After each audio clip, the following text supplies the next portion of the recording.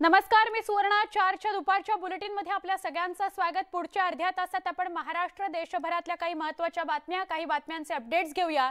सुरुवात बातमीने करतोय सुभाष देसाई यांचं एक वक्तव्य, त्यांचं एक विधान हे खूप चर्चेत आलेलं आहे. वंचित सोबत युतीची उद्या घोषणा होईल असे संकेत दिलेत सुभाष देसाई यांनी.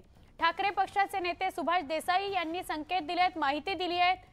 मनातून सगळं ठरलेलं आहे, आता फक्त घोषणा व्हायची आहे आणि ती घोषणा उद्या होईल असं सुभाष देसाई म्हणालेत. ही बातमी आहे वंचित आणि शिवसेना उद्धव बाळासाहेब ठाकरे यांच्या युती संदर्भातली.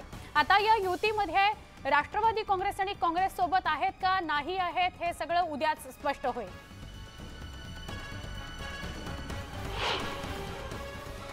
लवकरच ह्याची चांगली घोषणा होईल आता, कारण बरेच असं आहे, दोन मोठे पक्ष एकत्र येताना त्याच्यावर बरीच प्रक्रिया असते, चर्चा व्हाव्या लागतात, अनेक मुद्द्यांची गोष्ट आहे ती, त्यामुळे त्याच्यावर चर्चा करत ती झालेली आहे, मनातून सगळं ठरलेलं आहे.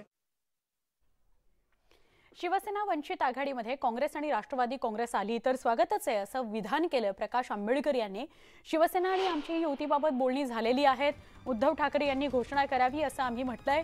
मात्र शिवसेना, राष्ट्रवादी काँग्रेस आणि काँग्रेस यांच्यासोबत चर्चा करत असून एकत्रित घोषणा करावी अशी उद्धव ठाकरेंची भूमिका आहे. काँग्रेस आणि राष्ट्रवादी आघाडीत आल्यास त्यांचं स्वागतच असेल असं वंचित बहुजन आघाडीचे नेते प्रकाश आंबेडकर यांनी म्हटलंय. अमरावतीत पत्रकार परिषद घेऊन ते बोलत होते आणि आजच प्रकाश आंबेडकरांचं हे वक्तव्य आलंय आणि काही वेळापूर्वीचं सुभाष देसाईंचं वक्तव्य. बघूया प्रकाश आंबेडकर काय म्हणाले.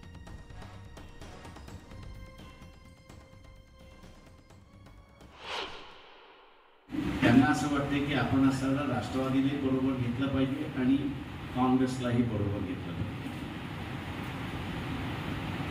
तो त्यांच्यामधला असणारा इश्यू आहे. आम्ही त्यांना असताना म्हटलं की तुम्ही काँग्रेसलाही घेऊन या, त्यांचंही आम्ही स्वागत करू, राष्ट्रवादीलाही घेऊन या, त्यांचंही आम्ही स्वागत करू. ज्या दिवशी त्यांचा निकाल होईल, म्हणजे बोलणीच्या संदर्भात सेनेमधला निकाल होईल की आता आपण ही तरी घोषणा करू आणि मग पुढे जाऊ, त्या दिवशी ती घोषणा होईल असं मी त्या ठिकाणी ग्राह्य करतो.